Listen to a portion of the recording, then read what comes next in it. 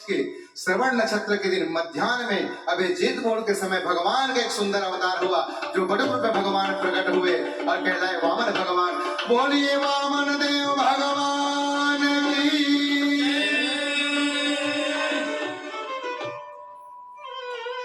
वामन भगवान कितं वटुं वामानं दृश्यमोदमानं महर्षये कर्माणि कार्यामासो पुरस्कृत्य प्रजापति। और वामन भगवान जब हुए तो भूमि की देवी भूदेवी ने उन्हें चरण पादुका दिया। बृहस्पति भगवान ने, गुरु बृहस्पति ने उपनयन संस्कार किया। सप्तऋषि ने कुशासन दिए और गोलोक ने छत्रक दंडक दिए। ब्रह्मा ने कमंडल प्रदान किए, सरस्वती ने जपमाला प्रदान की और साक्षात मां भगवती ने दीक्षा दिया। और शुक्राचार्य ने राजा बलि को इक्षत राज्य रहे कह करके नर्मदा के तट पर भृगुपक्ष स्थान पर अश्वमेध यज्ञ करा रहे थे बलि से। भगवान वामन भगवान उसी समय सुंदर बटुक रूप धारण करके नर्मदा के तट पर जहां भृगुपक्ष स्थान है, जहां बलि यज्ञ कर रहे हैं, आज 3 पग भूमि मांगने वामन जी जा रहे हैं। हमारे भी छोटे से वामन भगवान आ रहे हैं ताली सेवा करते हुए। सब यही गाइए कि कौन आ रहे हैं हमारे बीच में।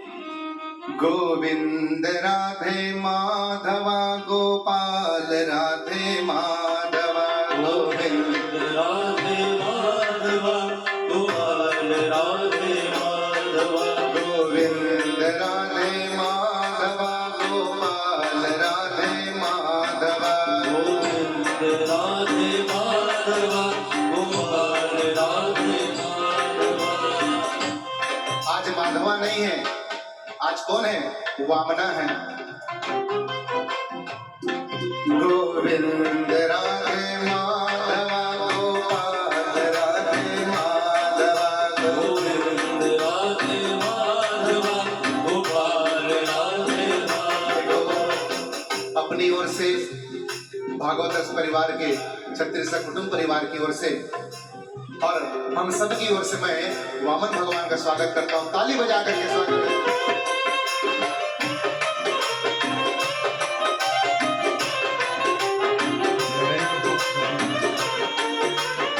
वामन भगवान की।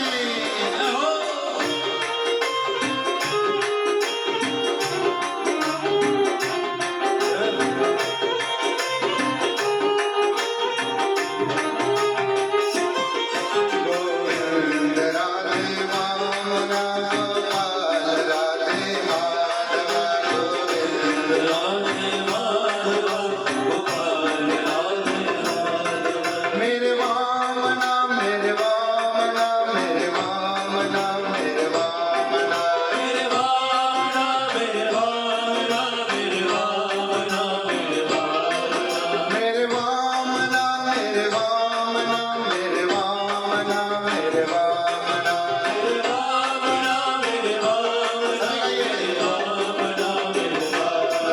गोविंद राधे माधवा गोपाल राधे माधवा। राधे माधवा गोपाल। ताली से करते हैं श्री राधे।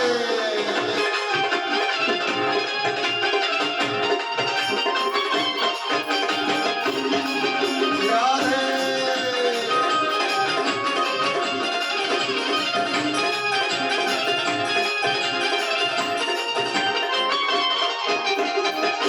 हरि बोल।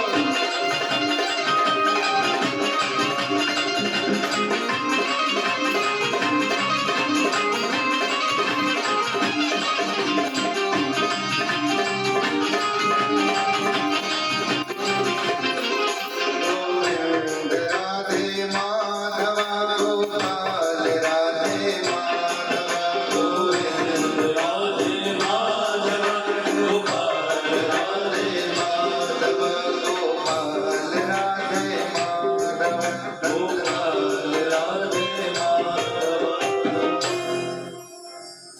सुंदर वामन रूप लेकर भगवान जो है नर्मदा तट के किनारे भृगु कक्ष इस स्थान पर भगवान पहुंचे। जब भगवान पहुंचे, जहां राजा बलि यज्ञ कर रहा था, यज्ञ मंडप के द्वार पर भगवान खड़े हैं। राजा बलि यज्ञ स्थल पे शुक्राचार्य साथ तैयारी में बैठे हुए थे। जैसी राजा बलि की दृष्टि द्वार पर पड़ी, बलि ने देखा कि छोटू सा 52 बटुक ब्राह्मण का बेटा आया है। दौड़ करके राजा बलि द्वार पे आया और प्रणाम करके सुंदर भाव वामन भगवान को कहने लगा कि स्वागतम ते नमस्तुभ्यं ब्रह्माण किंकरमामते ब्रह्मर्षिणां तपः साक्षात् मन्वे तवाया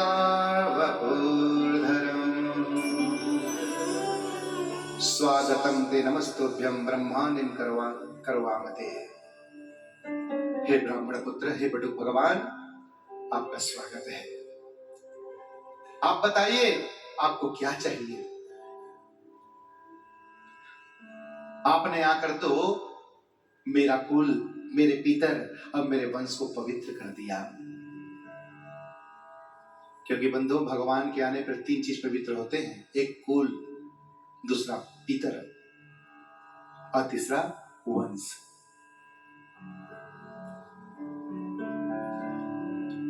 बताइए ब्राह्मण देव, आपको क्या चाहिए। वामन भगवान कहते हैं, राजा बलि, मैंने तेरे दान की वीरता को सुन करके कि तू बहुत बड़ा दानी है, यह सुनकर मैं आया हूं। क्या तू ही वही राजा बलि है क्या?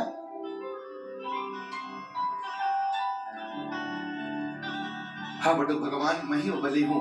क्या चाहिए बताइए। अरे बलि, मैं जानता हूं तो छोटे मोटे कुल का नहीं है। अरे तेरे कुल में तो हिरण्याक्ष, हिरण्यकशिपु जैसे तेरे वंश में हुए हैं दैत्य, जिनको मारने में तो विष्णु के पसीने ही छूट गए। अरे वो तेरे परबाबा प्रहलाद जैसा कोई भक्त नहीं, जिसके पुकारने पर भगवान ने नरसिंह रूप लेकर आ गए। और तेरे पिता के क्या कहूं, विरोचन, जिसने अंत समय में अपने आयु ही देवताओं को प्रदान कर दी। ऐसे दानशील कुल में तुम पैदा हुए हो। बलि मुस्कुराकर कहने लगा, दिखने में तो छोटे से ब्राह्मण लगते हो, लेकिन तुमने तो मेरी पूरी कुल की पूरी जन्म कुंडली ही निकाल कर रख दी। क्या चाहिए आप बोलो महाराज। ब्राह्मण देव, आपको एक राज्य दे देता हूं, आपको धन दे देता हूं, बोलो तो घर दे देता हूं, और चाहो तो छोटे से ब्राह्मणी आपके लिए विवाह के लिए भी दे सकता हूं। भगवान कहते हैं, ब्राह्मण राजा बलि, तू अपने कुल के अनुरूप ही बात कर रहा है, लेकिन मैं जो चाहूंगा ना, हम संतोषी हैं, हम ब्राह्मण बड़े संतोषी होते हैं। जो मैं मांगू तो मुझे देगा। आप आज्ञा तो करो प्रभु। अब भगवान ने मांगा कि तस्मात् ततो महीमि सदा वीणेयहं वरदसभा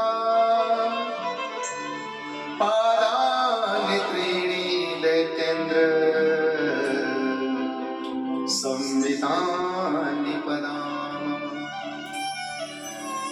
अरे बलि, तू देना चाहता है ना, तो पादानि त्रीणि, मुझे 3 पग भूमि दे। जो खिलखिलाकर बलि हंसे। अरे ब्राह्मण देव, एक तो आप ही मेरे कुल का वर्णन करते हो और मुझसे 3 पग भूमि मांग रहे हो। आपको मांगने में लज्जा नहीं आ रही है, लेकिन मुझे देने में लज्जा आएगी। भगवान विचार किए, प्यार से बोल रहा हूं, समझ नहीं रहा है, तो क्रोध से बोले, देख राजा, तुझे देना है तो दे, नहीं तो मैं किसी और से ले लूंगा।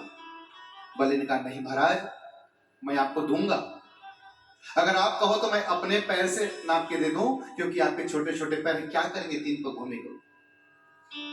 और क्या करूंगा बलि? सुंदर कुटिया बनाऊंगा और भगवान का भजन करूंगा। बार बार समझाने लगे, लेकिन बलि की बातों को भगवान पर कोई प्रभाव नहीं हुआ। 3 पग भूमि मांगे। अंत में बलि भगवान के चरणों में हार गया और कहा कि प्रभु मैं आपको देता हूं। उधर यज्ञ मंडप में दैत्याचार्य शुक्राचार्य बैठे थे। उन्होंने देखा कि द्वार पर एक ऐसा कौन व्यक्ति आया है छोटा सा, कि ये बलि वही बातें करने में भिड़ गया है। लेकिन जब ध्यान लगाकर देखा शुक्राचार्य ने, तो वहां कोई छोटा सा ब्राह्मण नहीं था, तो साक्षात नारायण खड़े थे वहां। कभी मेरे शिष्य को ये छलिया छल न करके ठग न दे। दौड़ के शुक्राचार्य आए और शुक्राचार्य आकर के बलि से कहने लगे, अरे बलि तू क्या कर रहा है? क्या संकल्प सुन रहा हूं मैं? बलि ने कहा, गुरुदेव ये छोटा सा ब्राह्मण का बालक आया है, ये 3 पग भूमि मांग रहा है। शुक्राचार्य कहते हैं, अरे बलि जानता है तू ये कौन है? गुरुदेव और कौन है? ये तो किसी ब्राह्मण का बेटा है। शुक्राचार्य हंस कहते हैं, अरे बलि ये किसी ब्राह्मण का बेटा नहीं है, ये सबका बाप है, किसी का बेटा नहीं है ये। और 3 पग भूमि मत देना बलि। जब 3 पग भूमि देगा ना, तो 1 पग से पूरे ब्रह्मांड को, 1 पग से पूरे तेरे राज्य को नाप लेगा, और तीसरा पग नहीं देगा ना तो तुझे बंधन में डाल के नरक में डाल देगा। जो बलि ने सुना कि साक्षात नारायण है, उसके आंखों से आंसू धारा निकलने लगे और बोले, गुरुदेव आज मेरी गुरु सेवा पूर्ण हो गई, क्योंकि गुरु की सेवा किया तो आज मुझे गोविंद मेरे द्वार पर मांगते हुए खड़े दिख रहे हैं। इससे बड़ी मेरी गुरु सेवा क्या हो सकती है जीवन में? आज मुझे मेरी गुरु सेवा का फल मिल गया। संसार को देने वाला आज मेरे द्वार पे याचक बन के खड़ा है। हे गुरुदेव मैं इसे कैसे मना कर सकता हूं? और इस संसार की कौन सी वस्तु मेरी है? सब तो इसी का दिया हुआ है ना। जो मांग रहा है, जिसका दिया उसी को देने में क्या है? मैं जरूर दूंगा।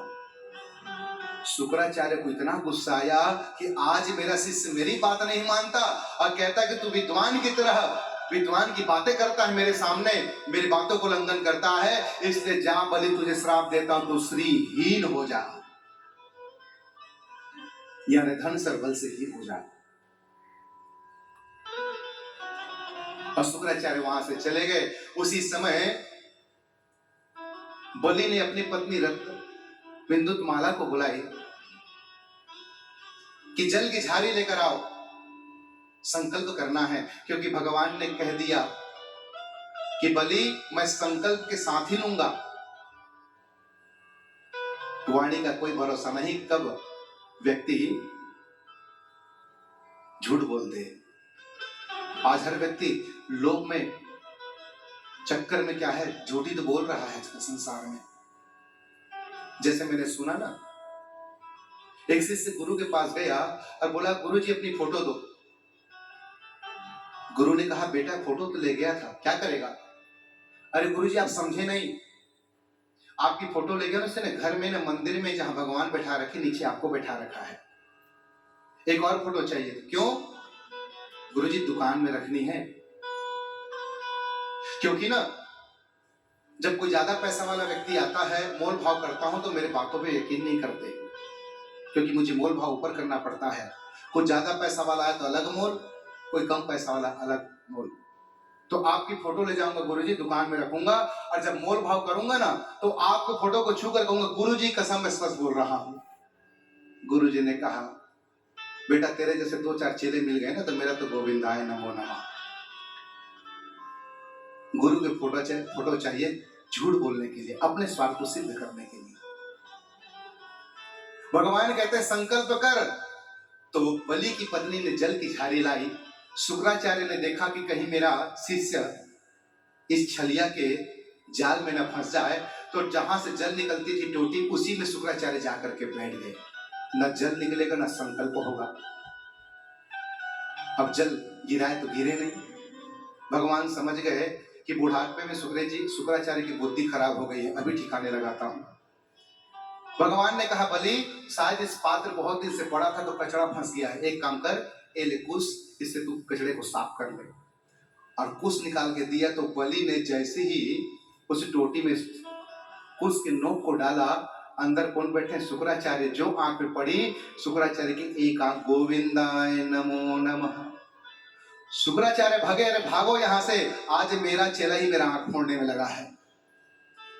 इस कथा में संकेत मिलता है, किसी धर्म में, किसी संस्थान में, किसी ब्राह्मण को, किसी संत को, किसी भक्त को यदि दान देने की बारी आई और दान देने में यदि कोई रुकावट करता है ना, तो जैसे शुक्राचार्य के एक आंख उस युग में फूटा था, कलयुग में तो भगवान दोनों ही फोड़ देते हैं। प्रेम से कहो श्री राधे। इसलिए दान में व्यवधान नहीं बनना। ये अक्सर होता है विवाह के समय, जब हमारे आचार्य विवाह कराने जाते हैं, दक्षिणा की बारी आती है तो जजमान प्रसन्न होकर दक्षिणा देता है ना, तो पड़ोसी रोकता है, अरे कितना देगा ब्राह्मण को, वो तो मांगते रहते हैं। वाह,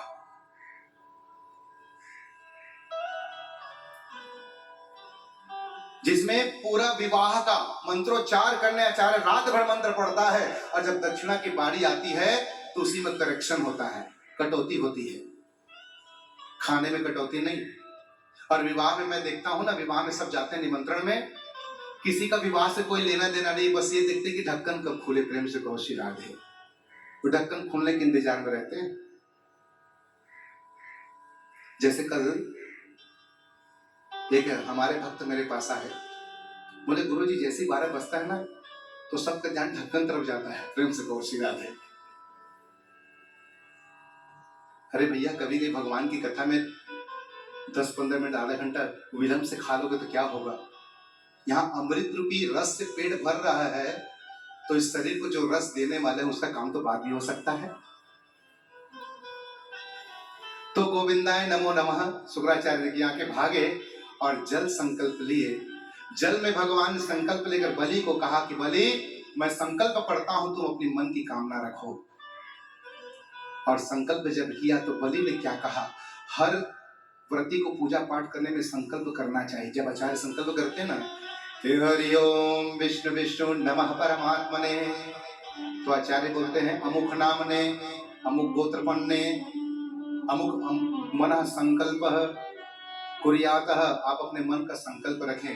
तो बलि ने जल लिया और संकल्प लेते हुए कहा कि प्रभु, मैं बस इतना चाहता हूं कि मेरे दान से जो है नारायण प्रसन्न हो, मेरे नारायण प्रसन्न हो। जो भगवान सुने, भगवान इतने प्रसन्न हुए कि भगवान वहां अब वामन रूप में नहीं थे, भगवान प्रसन्न से इतने फूले कि भगवान वहां वामन से विराट रूप में प्रकट हो गए। बोले विराट भगवान की। और भगवान ने एक पैर से जो है पूरे ब्रह्मांड को नाप लिया, दूसरे पैर से बलि के सारे राज्य को नाप लिया। अब भगवान कहते हैं कि राजा बलि, तूने 3 पग देने का संकल्प किया है, मैंने 2 पग से पूरा ब्रह्मांड संसार नाप लिया, अब बता तीसरा पग कहां रखूं? बलि मुस्कुराने लगा, प्रभु 3 पग न दो तो क्या होगा? भगवान कहते हैं जो संकल्प तोड़ता है उससे नरक जाना पड़ता, तुझे नरक में डाल दूंगा। बार बार कहने लगे, बलि मुस्कुरा कर कहने लगा, प्रभु मुझे बार बार नरक नरक कह करके मुझे वंचित मत करिए। भगवान कहते हैं, बलि क्या मैं बदल गया हूं? बलि कहता है, प्रभु आप जैसे बदले हो ना, आज तक संसार में कोई नहीं बदला। प्रेम से कहो श्री राधे। आप बताइए कि जब मुझसे 3 पग भूमि मांगे तो आप ऐसे थे? भगवान सोचे, हाँ बलि तो ठीक कह रहा है। तो प्रभु मैं आपको 3 पग भूमि तब दूंगा जब आप जो है जिस रूप में मुझसे संकल्प लिए थे उसी रूप में आप आएंगे, तो संकल्प करके मैं तीसरा पग भी दूंगा। जो सुने भगवान उसी समय विराट रूप से पुनः भगवान जो है वामन रूप में पूरे हो गए।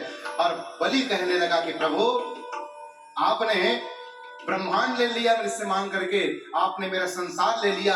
जब आपके पैर नाप रहे थे ना, तो मैंने अपने राज्य देखा, अपने गुरु को देखा, अपनी पत्नी देखा, अपने बच्चे देखे, अपने राज्य, सब कुछ देखा, लेकिन प्रभु मैंने अपने आप को नहीं देखा। जब आपने मेरा सब कुछ ले लिया है तो इस दास को क्यों छोड़ते हैं? इसलिए आप तीसरा भूमि कहीं और नहीं प्रभु, आप तीसरा भूमि मेरे सिर पर रखिए। और उसी समय बलि नीचे झुक गया और भगवान ने अपना तीसरा पर बलि के चरण में रख करके बलि को ही भगवान ने ले लिया।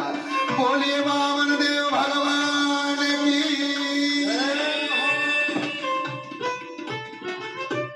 भगवान ने तुरंत उसे उठा करके अपने हृदय से लगा लिया। अब भगवान ने कहा, बलि इस संसार में तेरे जैसे दानदाता और कोई नहीं हो सकता। तुझे वरदान देता हूं कि जब जब पूजा पाठ यज्ञ व्रत बंधन होगा, तब तब तुम्हारा नाम लिया जाएगा। और जब आचार्य आपको रक्षा सूत्र बांधते हैं ना, तो मंत्र पढ़ते हैं ना कि ये न बद्धो बलि राजा दानवेंद्रो महाबल तेन त्वान व्रत बंधना भी माचल माचल माचल। एक बार बोलते हैं माचल माचल, ये कोई और नहीं, बलि की जैसे तुमको दानवीरता का वरदान मिले आपको। तो इस प्रकार भगवान ने कहा कि बलि तो इंद्र बनना चाहता है ना, अभी इंद्र जो बना है विधान को रहने दे, तो अभी सुतल लोग चला जा, वो इंद्र स्वर्ग से भी बड़ा सुंदर है और समय आने पर तो जरूर इंद्र बनेगा, मैं तुझे वरदान देता हूं। बलि कुछ दूर गए, फिर वापिस आए। क्या हुआ? बलि जाने की इच्छा नहीं हो रही है। बलि ने हाथ जोड़कर कहा कि प्रभु मुझे आपके ऐसे रूप का और कब दर्शन होंगे?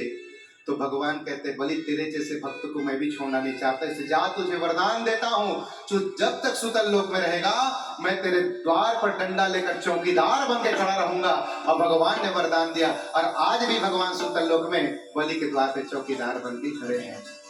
ऐसे सुंदर भगवान ने बलि को वरदान दिया और बलि खुशी खुशी जो है अपने सुतल लोक चले गए।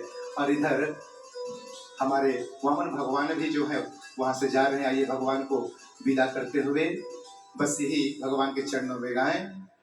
गोविंद गाले गोपाल गाले, गोविंद गाले गोपाल गाले, गोविंद गाले गोपाल गाले, गोविंद गाले गोपाल गाले, गोविंद गाले गोपाल गाले।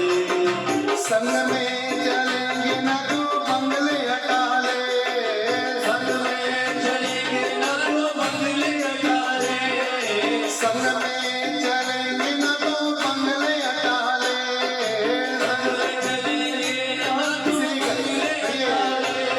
गोविंद गाले गोपाल गाले, गोविंद गाले गोपाल गाले, गोविंद गाले गोपाल गाले, गोविंद गाले गोपाल गाले।